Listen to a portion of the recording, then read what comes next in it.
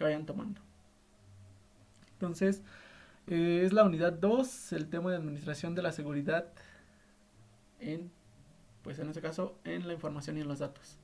Sale a un jueves 24 de septiembre, al límite del parcial 1. ¿Sale? Entonces, dentro de el primero de los temas, que es el que les puse por ahí, es la administración de las llaves públicas, con el objetivo de que ustedes pues administren la seguridad informática, obviamente garantizando que la información esté disponible para todos nuestros clientes, usuarios o demandantes de. ¿Sale? Entonces, ahí vamos.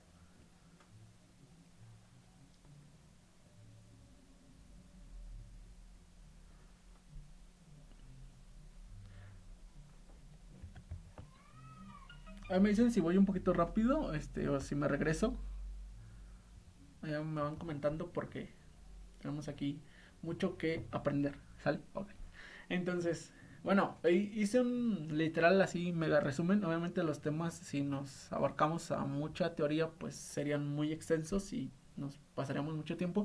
Entonces, pues traté de hacer así como que el, el resumen para mostrarles así como lo más puntual.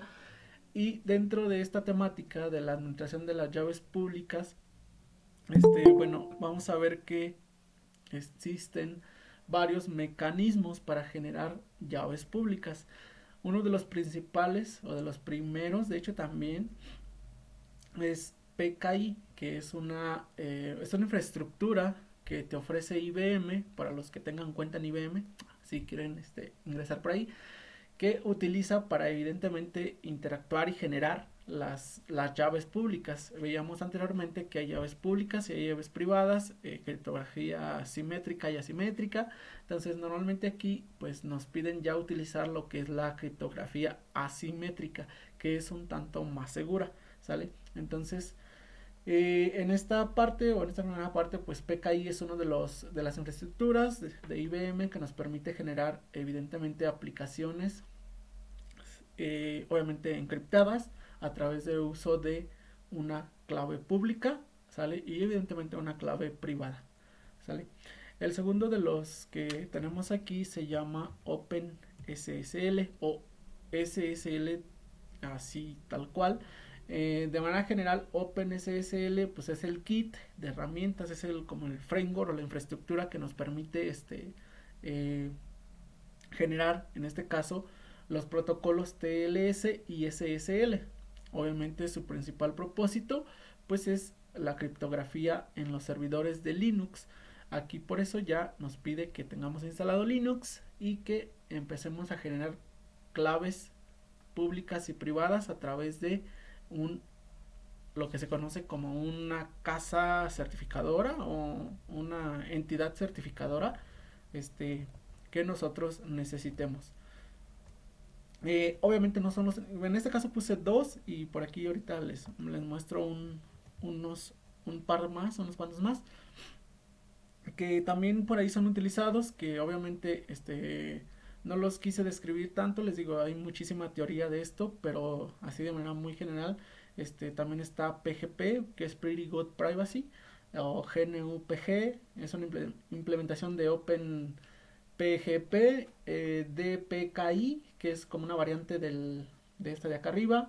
Está el estándar X509, que es el estándar que utiliza OpenSSL, por ejemplo, uno de los estándares. Me parece que también es utilizado por PKI y por PGP. Bueno, hay bastantes en esta cuestión, ¿sale? Yo aquí igual mencioné algunos otros, pero de manera, digamos, mecanismos para generar este tipo de llaves, vamos a encontrar bastantes, ¿sale? Eh, Estos dos principalmente, que es de IBM, que es para Apache Linux principalmente, y estos que algunos son para Windows y otros también para Linux principalmente, en el Open, por ejemplo, los que son de open source. Entonces, nuestra siguiente práctica como tal es la instalación de Linux, que ahí pues ya por ahí les comentaba que por cuestiones particulares y demás, este específicas de la distribución de Debian u Ubuntu. Tenía por ahí mi duda existencial de cuál de los dos utilizar, y a final de cuentas por ahí comentarles que bueno, decidí, o más bien la cuestión de utilizar este señor que está por aquí, que se llama Debian, ¿sale? ¿Sí pinta o no pinta? Creo que ya no pinta. Sí, sí pinta por aquí. Listo. Debian. Y la opción que yo les planteaba pues era que utilizaran o que lo pusieran en un dual boot con Windows 10, o si ustedes preferían utilizar una máquina virtual. En este caso yo les dejo por aquí, les dejaría, sale, algunos videotutos que son instalación con el dual boot de Windows 10. Yo ya lo tengo instalado en mi máquina, lo hice apenas el fin de semana. Para instalar, lo instalé en dual, para que tengo el inicio con Debian y tengo el inicio con Windows. En este caso, yo les dejo por aquí estos que son los videotutos de YouTube, que en este caso, dado el tiempo y demás, pues no me puedo poner a instalar, literalmente, ahorita Debian en vivo con ustedes y demás. Por ahí se los comparto en el chat. Esos son los mismos que están viendo acá en la pantalla. Ya sé que vean esos para instalarlo en un dual boot. O si ya lo han hecho antes, pues no creo que tengan problemas con hacerlo. Solo literal así en resumen bien rápido, pues ocupan un espacio libre en su disco y colocan la USB de Debian y listo, le dan a instalar en el espacio restante. Les pide usuarios, contraseñas, regiones, idiomas, cuestión de instalación natural de un sistema operativo, y pues es todo. Ok, nada más una cuestión, no sé si alguien ya lo tenga instalado o lo vaya a instalar. En este caso les pido que lo instalen sin mayor cuestión, que en una parte de la configuración de instalación de Debian les pregunta qué entorno de escritorio utilizan o qué entorno de escritorio van a utilizar. Ok, por ejemplo, en el espacio el mínimo recomendado, por ejemplo, son 20 gigas, para que utilicen un dual boot. Yo les recomendaría que utilizaran un poquito más, como unos 30, si es así que tienen poquito espacio, este, unos 30 gigas que dejen ahí al final de su disco duro, ahí en la partición. Unos 30 ya lo pueden instalar sin problema. Eh, digamos que ya se puede instalar. De hecho, se puede instalar con 20, pero como que luego empieza a tener detalles con la cuestión de instalación de a lo mejor de algunas cosas. Entonces, ahí diría 30, así como que yo pondría mínimo 30, recomendable 50, es decir, que dejaran 50 gigas y que pudieran utilizar 50. Obviamente si pueden utilizar más, pues más. Pero digamos que ya para que funcione, 30 para que tengan más o menos allí un espacio, digámoslo así, más mejor, les diría 50, así dando un resumen así muy general. Entonces les digo, hay una parte de configuración que les pregunta en la parte de instalación donde les dice o les pregunta qué escritorio quieren utilizar. Yo instalé el Genome. Me refiero a que si se lo instalan y demás, pues que si quieren utilizar el mismo para la cuestión visual, de que a lo mejor en el mío lo vean Genome y ustedes utilizan KDE o utilizan Xchart o cualquier otro, entonces a lo mejor lo van a ver distinto, ¿no?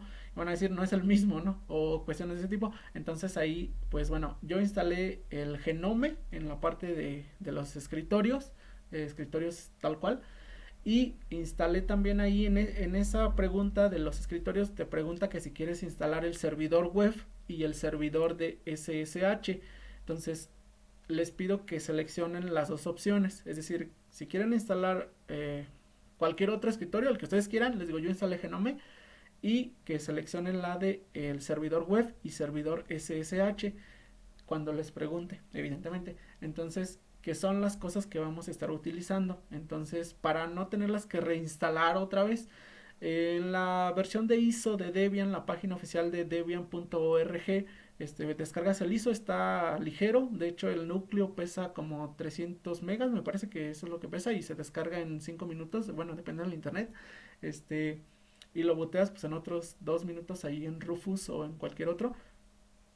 Y pues literal, les digo, no tiene mayor complejidad. Les dejo los tutos por si ustedes los quieren revisar un poquito más a profundidad. Pero de manera general, pues imagino que no tienen problema en esta parte. Por eso también me salté como la práctica, digamos, de hacerlo aquí en vivo. Porque también pues eso me generaría que estuviera transmitiendo por acá. Entonces, pues ahí se los dejo para que ustedes lo hagan. La siguiente práctica es la matriz que se va a quedar de tarea en esta actividad, y la última práctica de este parcial es la configuración ya en Debian. Entonces por eso se las marco como práctica. Entonces aquí pues evidentemente pues ya ahora sí que en el momento de la configuración, ya que pasemos a Debian como tal, pues ahí ya pues en teoría todos ustedes ya deberían de tenerlo instalado, ¿sale? Bueno,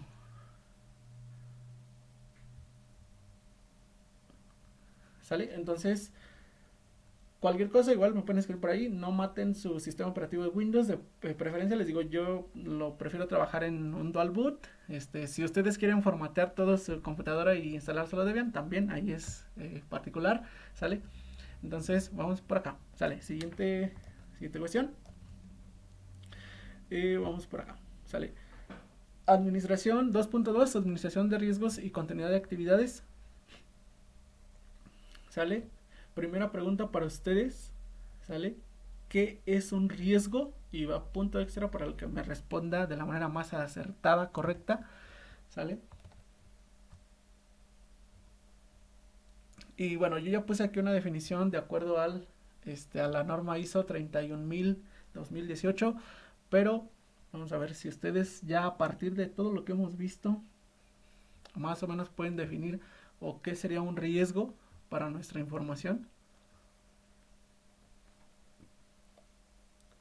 Recibimos respuestas. ¿Se lo puedo decir así o lo escribo? Así, si gustas, adelante. Bueno, un riesgo sería como la pérdida de la información que tendría la empresa. Corre el riesgo de pérdida de información, de un ataque a sus sistemas para infectarlos y igual perder la información. Y también que con esa información que ellos obtengan puedan hacer un tipo de fraudes hacia esas empresas. Sería algo así. No es tan exactamente así. Bueno, es que digamos que, bueno, si definimos riesgo tal cual, podríamos decir que no es tan correcta tu afirmación, ¿sale? Entonces, a ver, recibimos otra respuesta si alguien quiere comentarla, o damos por este punto que ya se fue.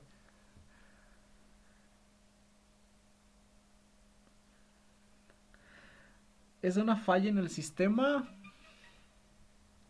Dice por acá Lalo.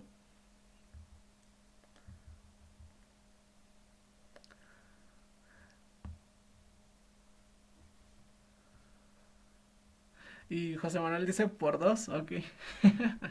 Estoy con él, dice, ok. Ok, bueno. No sé si ya lo vieron por ahí. Parece que ya hemos hablado un poquito ahí de los riesgos de la información y nada.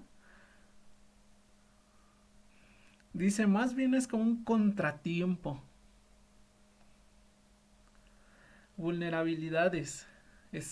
Ok, ahí exacto, un poquito más atinado en ese sentido. Los riesgos son vulnerabilidades, exacto. Esa es una de las cuestiones de los riesgos. Y bueno, voy por aquí con mi... ok, en este caso, bueno, vamos a ir con Marixa. Vamos a darle un punto extra a Marixa. Más o menos ya complementado con lo que nos comentó. Vulnerabilidades es un riesgo. Es decir, las vulnerabilidades de nuestro sistema o de nuestra empresa o de nuestra información, este, se podría considerar como un riesgo.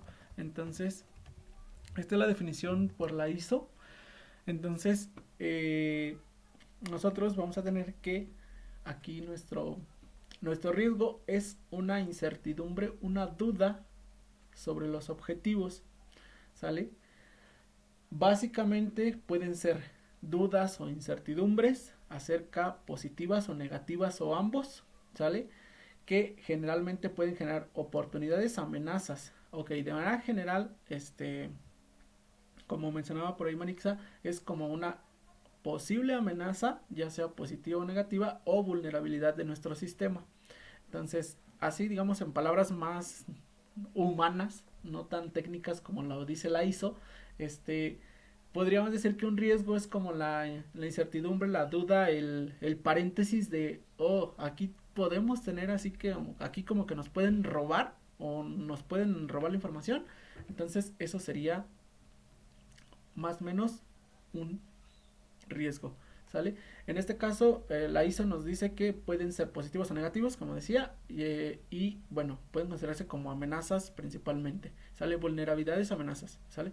Entonces, dentro de la gestión, o qué es la gestión de riesgos, ¿sale? Evidentemente, pues es la relación o coordinación, ¿sale? De dirigir y controlar, ¿sale? Pues esos riesgos que nosotros tengamos. De manera particular, nosotros al gestionar o controlar esos riesgos, estamos haciendo que la eficiencia de la organización, de la empresa o incluso de los sistemas de información, pues sea mucho mejor, ¿sale? Obviamente minimiza las pérdidas y obviamente genera confianza para las partes interesadas, es decir, por ejemplo, si son clientes, pues para los clientes, ¿no? Si son a lo mejor relaciones personales particulares o de negocios o del corporativo, pues genera ganancias siempre que nosotros tengamos esta cuestión de una gestión de riesgos correcta, es decir, que nos coordinemos para dirigir y controlar que esos riesgos que nosotros tengamos, esas incertidumbres o dudas que nosotros tengamos, pues sean corregidas de alguna manera. Y ahí es donde entran políticas, principalmente políticas normativas que, que se aplican para corregir todo eso. ¿Sale? Entonces, next one. Ok, aquí hay algo que se llama ARI, ¿sale? O análisis de riesgos. Dentro del análisis de riesgos debemos considerar 5 cosas, ¿sale? Cuando nosotros analizamos los riesgos, y ahorita vamos a ver muchísimas más, no, pero de manera general, un análisis de riesgos requiere al menos, o bueno, ARI, así se le conoce como análisis de riesgos, requiere al menos 5 cosas. La primera de ellas se llama comunicación y consulta, ¿sale? Lo primero de ello es avisarle al patrón y a las personas involucradas, digámoslo así, que nosotros tenemos un riesgo, explicarles cómo es ese riesgo. Por ejemplo, si nosotros estamos en la UTOM, ahí en nuestro ejemplo magno de la UTOM, ¿sí? De decir, por ejemplo, no sé, a ver, tenemos el riesgo de que ahí en la escuela siempre se está yendo la luz, siempre se está yendo el internet, nunca hay internet, ¿sí?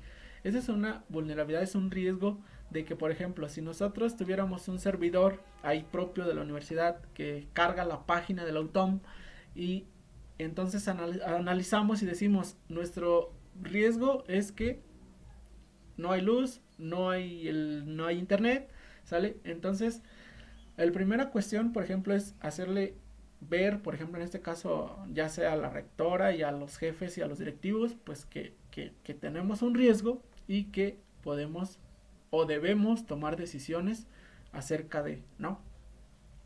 Segunda cuestión en esta parte, nosotros debemos de ver el alcance, contexto y criterios a evaluar en esta cuestión, ¿sí?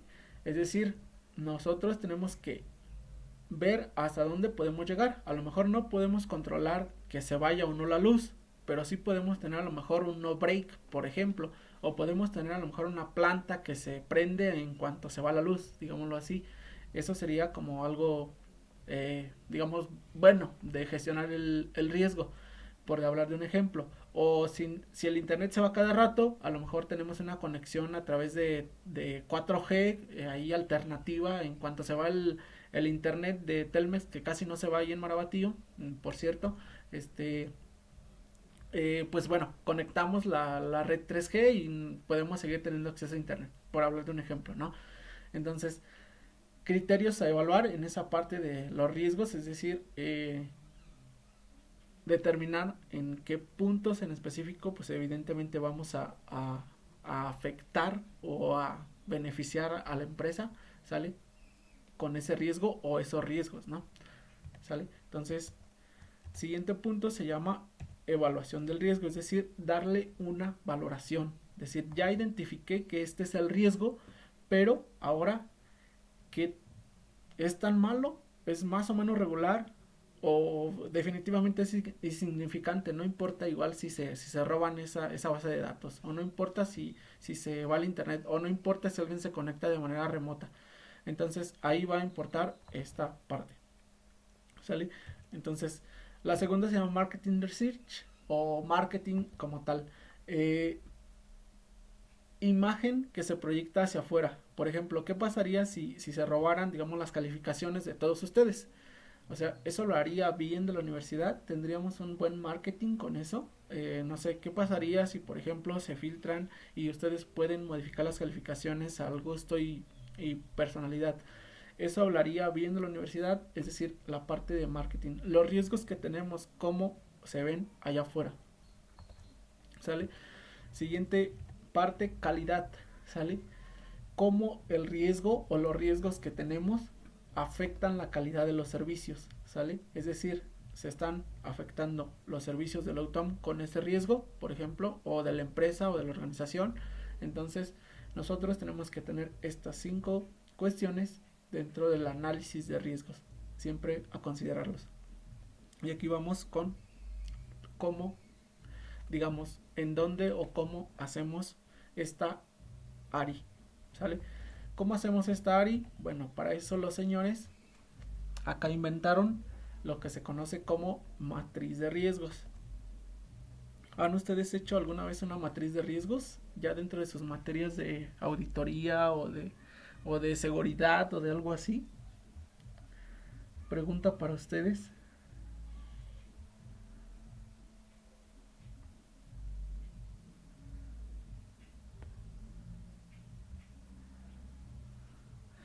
Sí, ok, entonces ya van a estar bien familiarizados con esto. A ver, entonces, Esthercita, coméntanos, o alguien más, el que guste, ¿qué es una matriz de riesgos?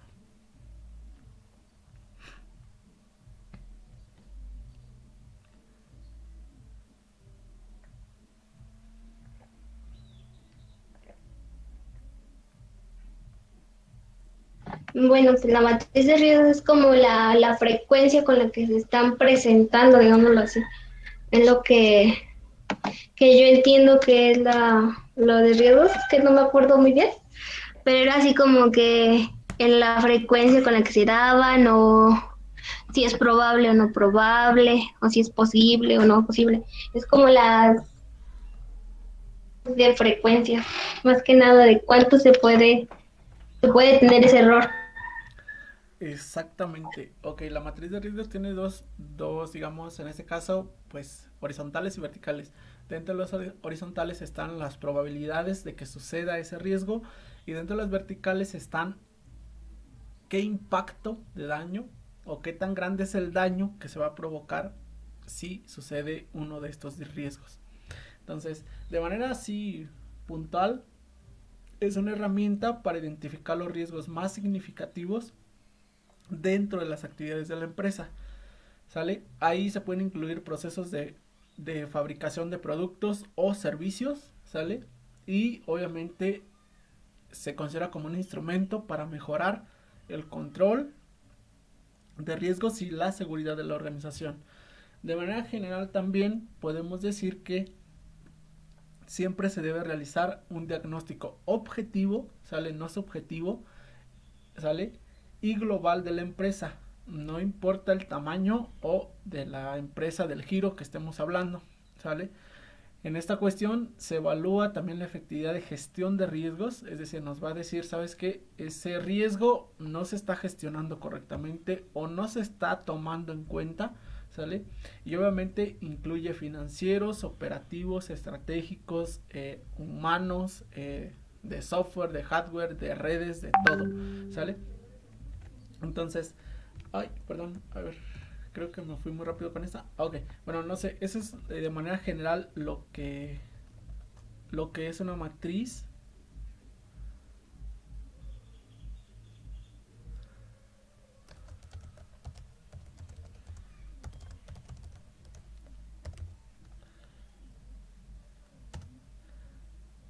entonces ahora sí, perdón. Bueno, la matriz, este es un pequeño ejemplo, por ahí digo, me pasé así tal cual. Este es un ejemplo así literal súper sencillo de cómo entender esta parte.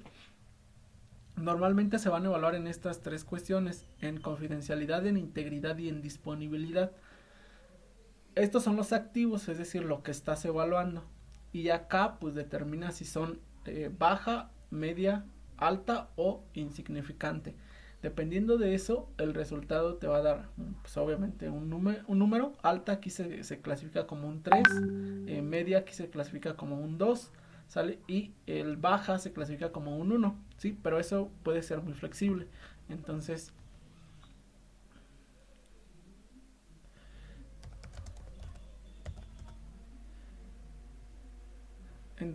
ahí en esa parte, pues bueno, ahorita vamos a pasar a la parte, nada más se los muestro así como un ejemplo que me encontré ahí en una página, no me acuerdo qué página, pero bueno.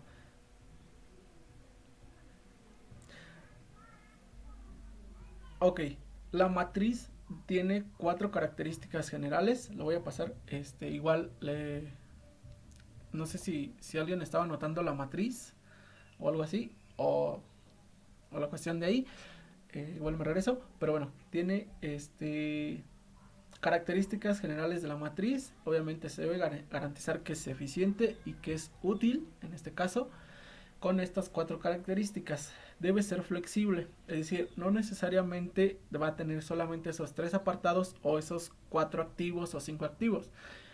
En la matriz que vamos a realizar nosotros tiene como unos, ¿qué serán? Como unos 40 activos y tiene como un montón de puntos a evaluar en cada una de las secciones. Entonces, primero que nada debemos entender que son flexibles, que nosotros la podemos adaptar, rediseñar conforme a nuestras necesidades y conforme a nuestra empresa, ¿sale? Entonces, no es como, a ver, tiene que ser 3 o tiene que ser 2 o tiene que ser del 1 al 3, tú le puedes poner del 1 al 10 si te gusta, o tú le puedes poner 20 parámetros a medir, 50 activos, los que tú quieras, ¿sale? Debe ser sencilla, obviamente tanto de elaborar como en el uso y la consulta de la misma, es decir, que no tengas que literal inventar algo ahí para que esto funcione, sino que tiene que ser sencilla en ese sentido y que te esté a la disponibilidad del uso siempre. También debe ser muy objetiva sobre todo esto, porque no podemos decir, ese pues como que hay que ponerle, es más ni le entiendo, como que pues tú ponle baja, ¿no? O se escucha como bien peligroso, ponle alta, ¿no? Total, no pasa nada. O sea, en esta parte las personas que la realizan y demás deberían de ser personas obviamente conocedoras del área, y ustedes lo son, así que vamos a confiar en ustedes. Entonces, en que van a ser objetivos. Si algún factor de los activos que están evaluando o de los puntos que están evaluando no saben, por ejemplo, voy a poner un ejemplo, ahorita en la matriz lo vamos a ver, no sé, sabotaje de esto, y tú te quedas, sabotaje, se escucha como algo bien peligroso, entonces vamos a ponerle alta. Pero si no sabes qué es el sabotaje, pues entonces así como que, pues bueno, pregúntale a Google, ¿no? Para que sepas que tú, digámoslo así, tu análisis está siendo objetiva y que estás colocando los valores correctos en ese sentido. ¿Ok? Entonces, capaz de comparar. Siempre hay que tener, en este caso, pues la matriz ahí disponible. Esta se realizó, digamos así, como hace un mes, digámoslo, por ejemplo, ¿sale? Entonces, si de aquí a 3 años, hago otra matriz, entonces debería poder ser capaz de comparar lo que tenía hace 3 años y si ahora lo estoy mejorando o está mal o lo estoy corrigiendo o no corregí nada o las políticas que se implementaron no sirvieron de nada, ¿sale? Entonces ahí, pues bueno, vamos a tener esta cuestión, debe ser capaz de ser comparada. Ahora, voy a la parte de cómo determino qué riesgo tiene mi un punto o cualquiera de los puntos. ¿Cómo sé que, por ejemplo, aquella es alta, aquella es baja o aquella es media? O cómo mido que esta vale 3 puntos, esta vale 4, o esta vale 1, o esta vale 2, ¿sale? Bueno, aquí debemos usar algunas pautas. Lo primero de esto es saber que los riesgos se miden, de acuerdo como nos comentaba también por allá Esther, bajo la probabilidad de riesgo por la magnitud del daño que suframos, ¿no? Entonces, dependiendo de la probabilidad y de la magnitud de daño que tengamos, vamos a saber el riesgo que tenemos. Entonces, ¿sale? En esta parte también es importante saber que los riesgos son dinámicos y cambiantes. Es decir, a lo mejor ahorita podemos acceder a la base de datos con un comando select asterisco from y ya no. Pero a lo mejor mañana ya dicen no, también podemos acceder con un insert.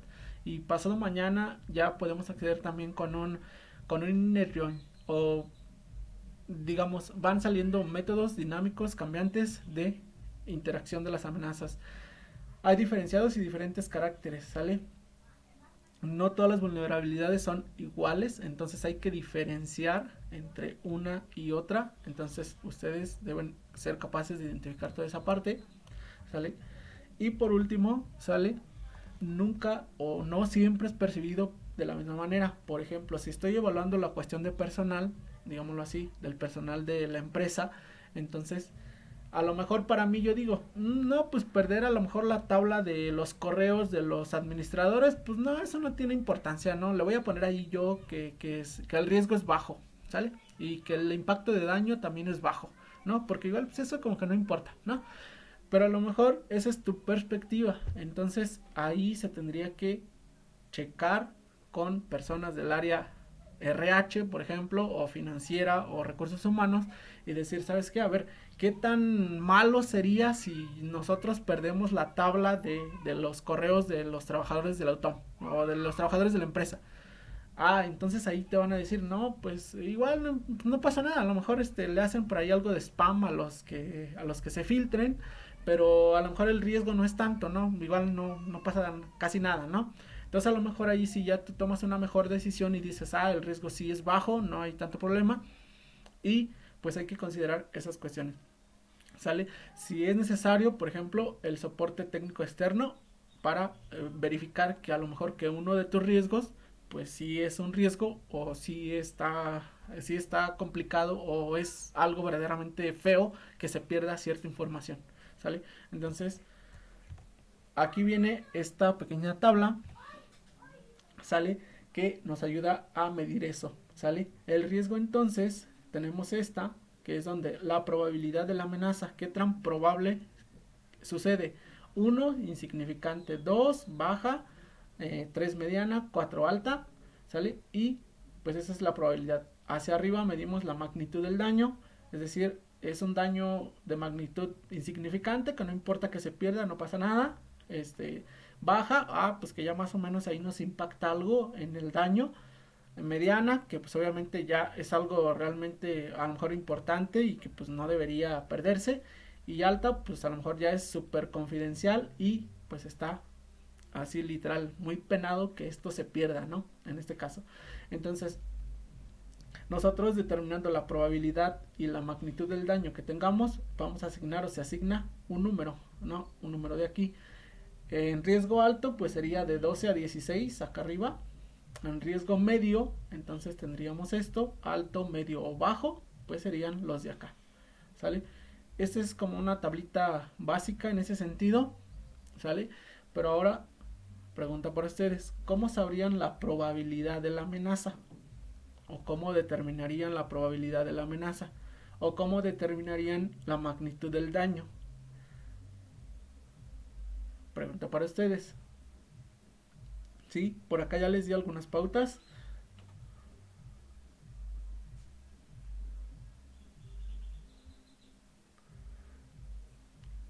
¿Cómo sabrían, por ejemplo, la probabilidad de la amenaza? ¿Cómo dirían? En probabilidad le voy a poner un 3, o le voy a poner un 1, o le voy a poner un 4. ¿Cómo dirían en el magnitud de daño? Pues esta, lo mismo, ¿no? Como que le voy a poner un 2, como que ahí se ve, ¿no? ¿Sale? Bueno, para esto también existen algunas preguntas y consideraciones para esta parte, ¿sale? Entonces voy a pasar a la siguiente. Perdón, acá la nota de acá abajo, ¿sale? La escala 4 también es posible modificarla, es decir, si tú quieres asignar del 1 al 5, por ejemplo, o si quieres asignar del 1 al 10, o quieres asignar de 2 en 2, 2, 4 y 6, o no sé, eso también es dinámico, flexible, tú lo puedes adaptar a necesidades, digamos, dependiendo de la empresa o empresas donde estés, ¿sí? Entonces, esa es una de las características de esto.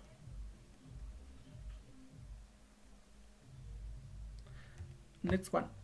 Ok, la probabilidad como tal, ¿sale?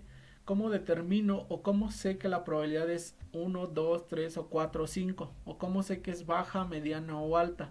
Bueno, debemos de tener las siguientes consideraciones y o, ¿sí? Preguntas también. Primeras consideraciones, ¿sale? Hay interés por parte de los individuos externos. Aquí yo les manejaba, por ejemplo, un ejemplo. Hay interés de ustedes, por ejemplo, eso sería un punto particular ahí en la UTAM, de a lo mejor entrar a las calificaciones que tiene servicios escolares y modificar las calificaciones.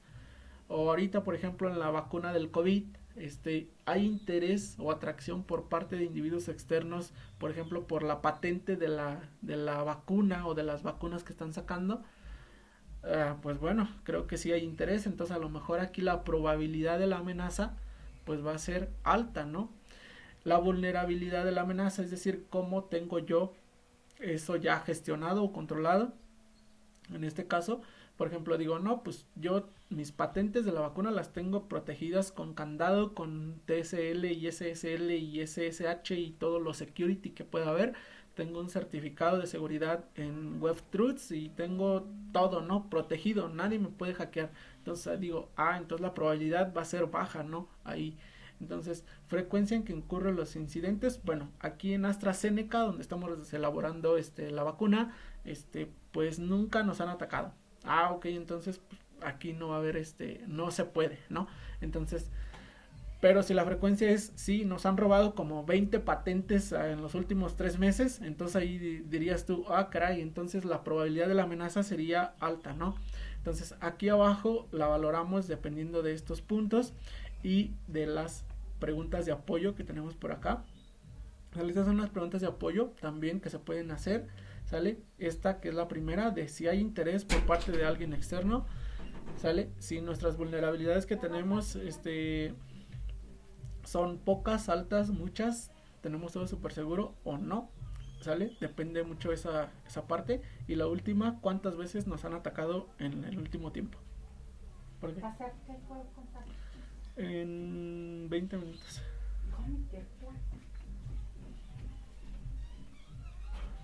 ¿Sale? Entonces, dependiendo de estas preguntas y obviamente las consideraciones, tú puedes decir, ok, existen condiciones muy lejanas para una posibilidad de ataque, entonces la probabilidad de la amenaza es baja. Podría ser 1 o 2 en la cuestión de la escala de la tabla anterior para decir que es baja. Mediana, pues entonces existen condiciones poco probables que nos ataquen, pero a lo mejor pues tenemos que checar ahí algunos digamos condiciones de seguridad un poquito más, ¿no? Alta, pues obviamente el ataque va a ser inminente porque no utilizamos seguridad, porque no tenemos certificados, porque no tenemos VPNs, porque no manejamos WebTruths, porque ya nos han atacado un montón de veces antes y siempre nos han robado las patentes. Entonces, ¿sabes qué? Entonces la probabilidad es alta y pues tenemos que implementar políticas o modificaciones aquí, ¿no? Entonces, ¿sale? Se deben evaluar obviamente todas las condiciones posibles y variedad y especialidad en las áreas. Es decir, ahí nosotros, ¿sale? En la medida de lo posible, mientras más áreas podamos consultar o recibir alguna opinión, entonces vamos a tener un mejor análisis de la probabilidad. ¿Sale? Entonces, siguiente, ¿cómo determinaríamos la magnitud de daño? Ok, bueno, para eso también, ¿sale? Tenemos algunas consideraciones y cuestiones que podemos hacer. ¿Sale? Primera parte, ¿sale? Consideraciones a tener: se pierde la información o conocimiento en la empresa.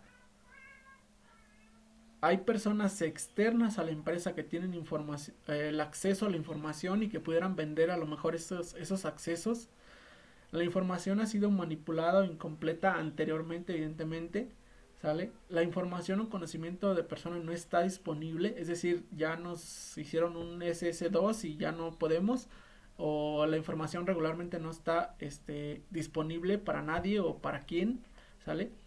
Ok, cambio de la legitimidad de la fuente de la información. Por ejemplo, a lo mejor eso lo escribió Carlos Darwin, pero ahora resulta que no lo escribió él, que lo escribió el señor Albert Einstein. Entonces, estas son consideraciones que hay que tener en cuenta, ¿sale? Segunda parte, pues evidentemente evaluar quién sufre el daño, es decir, es el director de la empresa, es el cliente, es a lo mejor el socio, es la junta directiva, es los servicios de la empresa, quién sufre el daño, ¿sale? Se incumplen cuestiones de confidencialidad interna o externa, se incumplen obligaciones jurídicas, cuestiones de contratos, convenios o demás. Por ejemplo, si el convenio dice, ¿sabes qué? Es que tú no puedes vender estos activos, por ejemplo, no sé, vamos a decir, estas vacas que tenemos aquí, y tú las estás vendiendo. Entonces, a lo mejor esa cuestión ahí afecta directamente. Entonces, y cuarta consideración, perdón, no cuarta, no, como séptima consideración: ¿cuánto nos va a costar la recuperación en recursos, tiempo, dinero, imagen de la empresa, emocional incluso, ¿sí? Del personal y personas que tienen ahí, ¿sale? Entonces, se apoyan de estas preguntas también, similares a lo que tenemos acá, ¿sale? Se parte la confidencialidad, ¿sale? En esta parte, personas no autorizadas están entrando, ¿sale? Existen condiciones de incumplimiento en jurídicas, contratos y demás, ¿sale? Nos pueden penalizar, hacer multas, ¿sale? Nos pueden perjudicar en la visión y misión de nuestra empresa, se perjudican a personal o a las personas laborales. El último, ¿qué costo tiene? ¿Sale? Hay que considerar obviamente también tiempo, material, imagen pública, el marketing emocional, ¿sale? Y entonces acá decimos que el daño es bajo cuando es aislado y evidentemente no perjudica a la empresa directamente. A lo mejor es cualquier información que se filtró, pero no pasa nada, ¿sale? Mediano, pues obviamente provoca ya la desarticulación de a lo mejor de un componente, sobre todo cuando trabajas en empresas, en socios, por ejemplo, no, pues es que tú vendiste las vacas, yo ya no quiero ser tu socio, estás haciendo trampa, me estás vendiendo la leche a 8 pesos y a mí me la pagas a 7, entonces a lo mejor cuestiones de este tipo donde la organización de la empresa ya no puede seguir o se desarticula en cuestiones de entonces la magnitud de daño ya sería mediano. Y en alto, pues evidentemente desmoviliza o desarticula la organización de tajo, ¿no? Por ejemplo, suponiendo, no sé, se filtró el convenio de Lala con Bimbo, donde vendían los dos bien padre, y entonces desarticula la organización que tienen, los vínculos, ha dado que se filtró la información y obviamente ahí veíamos ciertas cosas, ¿no? Que a lo mejor no nos gustaban. Entonces, estimar la magnitud de daño es una de las tareas más complicadas, más complejas del análisis de riesgos dentro de una matriz, ¿sale? No es sencillo, siempre hay que tratar de analizar todos los puntos, diferentes, obviamente, personas que estén interactuando, sería perfecto. Eso porque, ¿sale? Como les digo, no podemos decir solamente subjetivamente, pues como que eso no importa o como que eso no es tan importante. Tenemos que evaluar y considerar puntos de vista distintos. Entonces, aquí viene su tarea técnicamente, que es realizar una matriz de riesgos, ¿sale? En esta parte, ¿sale? Aquí les pido que se proyecten. En la UTOM tenemos un servidor, está en el laboratorio. Obviamente no está en funcionamiento como tal, pero imagínense si estuviera en funcionamiento como tal, ¿qué pasaría en esa ecuación? Servicios contratados de cloud, tenemos por ahí la utilización de Drive. ¡Estrella! ¡Cállate!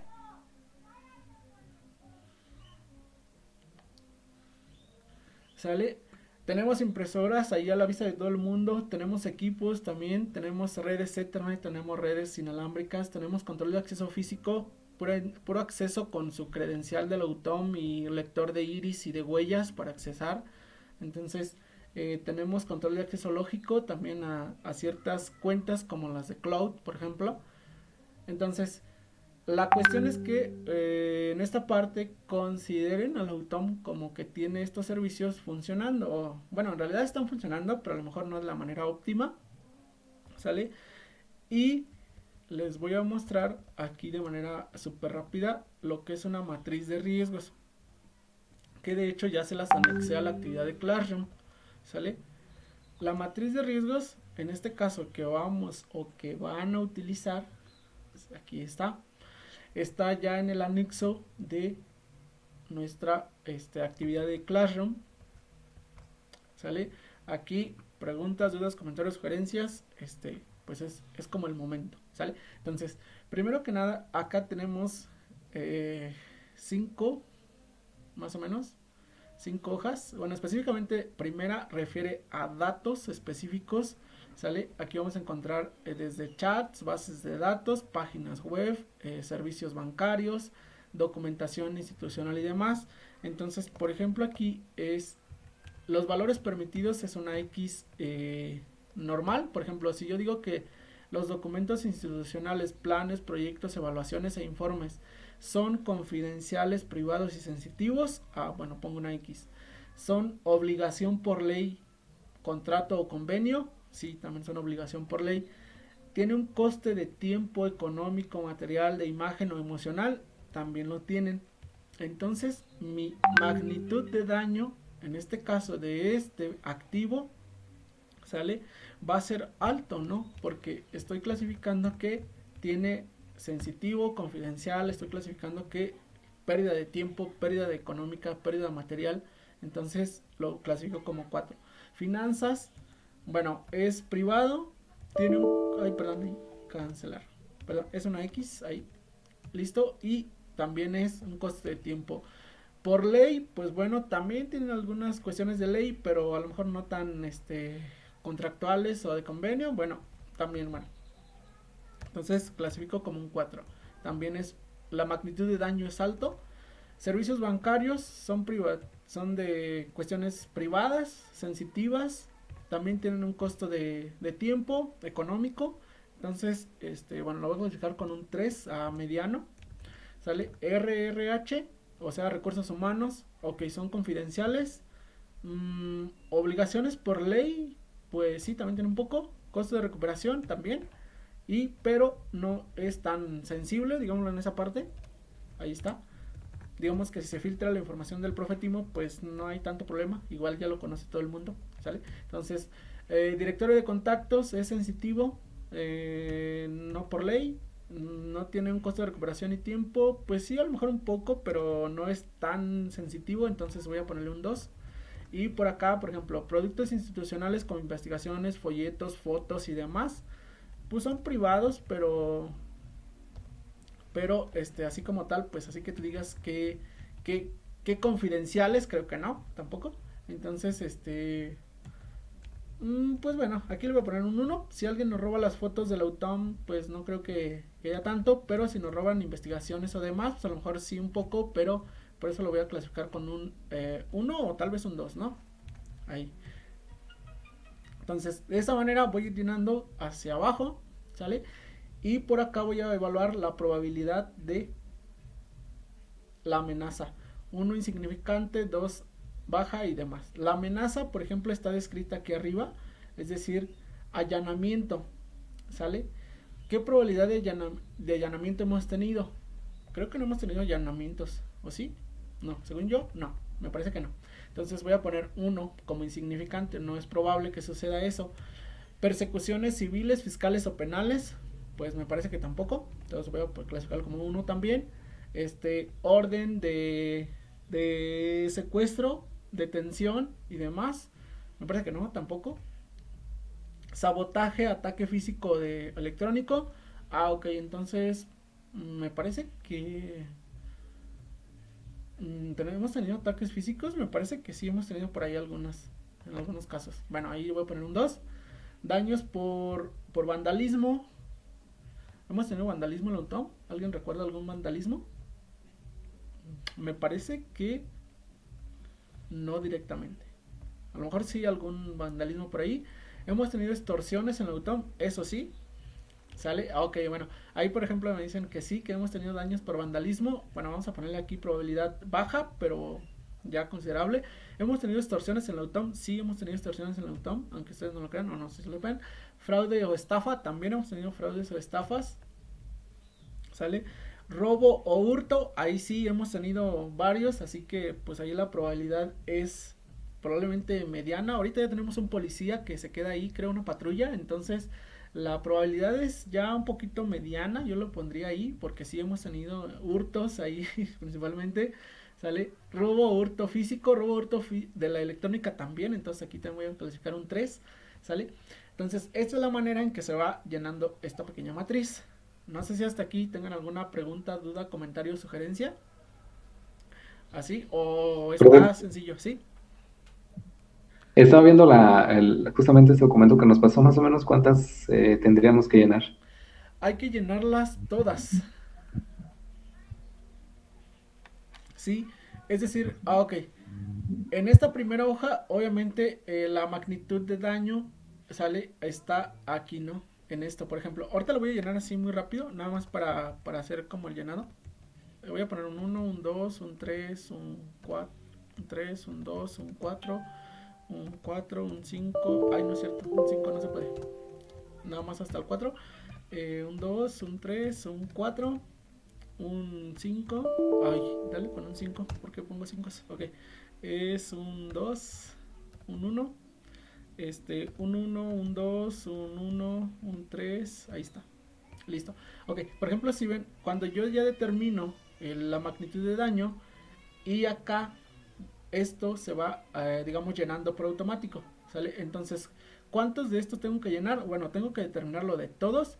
En la primera hoja es para datos, en la segunda hoja es para sistemas, entonces, pero aquí ya me ahorre el trabajo de la probabilidad, porque la probabilidad es la misma, los puntos a evaluar son los mismos. Entonces, por ejemplo, aquí ya nada más, por ejemplo, magnitud de daño si alguien accede a la red cableada, el router y demás, por ejemplo, no sé, X es limitado, es acceso exclusivo y tiene un costo. Entonces, esto es alto, entonces aquí o alto y ya todo lo demás se me va llenando automático. En la probabilidad les digo, este ya está automatizado, entonces ya nada más evalúo la magnitud de daño que tenga. Y luego voy a personal, hoja número 3. ¿Sale? Entonces, junta directiva es perfil alto. Entonces aquí. Y lo voy a poner un 4. Es sensible. Dirección y coordinación también es de... Ay, perdón. Es una X y es un 4 también. Administración también es de perfil alto. ¿Listo? Personal técnico es de perfil medio, experto en su área. Entonces aquí es un poquito menos vulnerable. Entonces 2. Vamos a ponerle un 2. ¿Sale? Y aquí ya nada más voy determinando las magnitudes de daño. Al final de cuentas, tanto en sistemas como en datos y en personal, solamente voy a llenar, bueno, en el primero pues sí voy a determinar así como que a lo mejor me va a tardar un poquito, pero ya en las demás solamente es el magnitud de daño, ¿sale? Y la clasificación que le pongas. Entonces, después viene el análisis acá, me va a decir, ¿sabes qué? En la cuestión de criminalidad y política, en datos tienes 3.3, entonces evaluamos con la otra tablita y decimos que el riesgo es bajo. En esta pues está insignificante y en personal 1.5. Esta porque no la llené, pero bueno, ahí va. Y acá tenemos un gráfico que nos va diciendo dónde estamos vulnerables acá arriba, ¿sale? Y si estamos ya en peligro, ¿sale? Y o estamos en una magnitud de daño, digamos, bajo, ¿sale? En un umbral bajo. Obviamente la primera es a lo mejor en la que tardan un poquito más en ir determinando estas probabilidades, pero ya en las demás solamente hay que hacer el análisis de qué tanto daño se provoca. Por ejemplo, aquí si yo la continúo llenando, ya todo se va, cortafuegos, por ejemplo, no sé, ahí también un 4.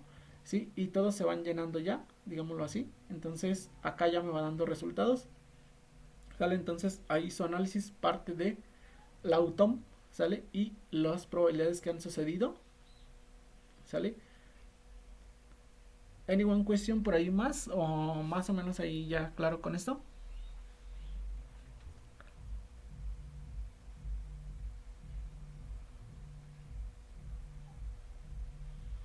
Ok, de hecho, aquí el documento está protegido, es decir, por ejemplo, no me deja escribir otro número, como vieron. Por ejemplo, si yo quiero escribir un 5, ¿sale? No me deja, tengo que escribir del 1 al 4, nada más, ¿sale? Que esto está basado obviamente en el estándar. Estas imágenes, esas tablitas que les mostré anteriormente en las diapositivas, están basadas en un estándar de la ISO. Entonces, por eso el documento está ya protegido para meter solamente los valores correctos. Entonces, digámoslo así.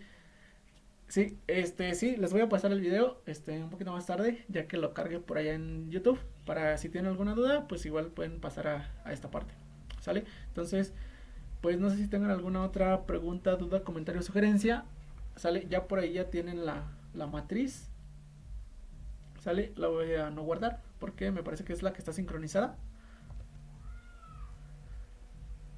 ¿sale? Y bueno, como les decía, consideren que nosotros tenemos todo esto, obviamente a nuestras limitaciones, ¿sale? Y obviamente pues en todo lo que han transcurrido del autónomo, me parece que ya tienen más o menos la probabilidad de la amenaza, así tal cual como ahorita lo fuimos viendo, que ya vimos que nos han hurtado, que ya vimos que nos han robado, que ya vimos que por ahí hemos salido a lo mejor ciertos sucesos. Entonces pues eso me parece que ya les da una perspectiva así como que amplia, ¿sale? Entonces no sé si tengan alguna otra cuestión, si no pues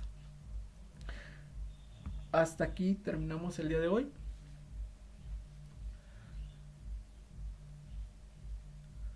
No sé si siguen aquí, si siguen vivos o si están escuchando.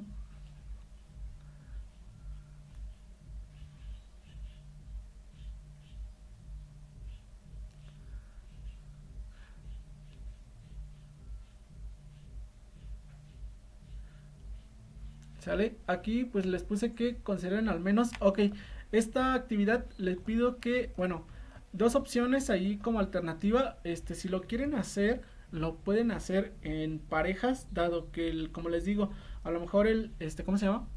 A lo mejor el impacto de daño entre más personas especialistas o de las diferentes áreas tengamos, pues es mucho mejor porque se puede analizar mejor el daño que se puede provocar a ciertos activos.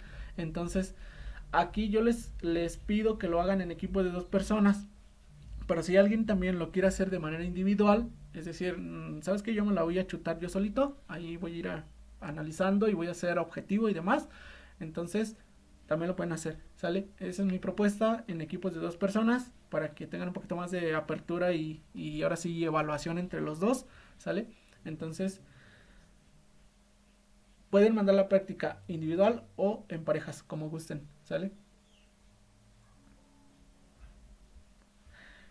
Si no hay más comentarios por aquí, pues que tengan buena tarde, chavos. Y pues no sé, provecho con el almuerzo, con la comida, o si ya comieron, o no sé. Yo no he almorzado, así que voy a ir a almorzar. ¿Sale? Nos vemos, que estén bien, chavos.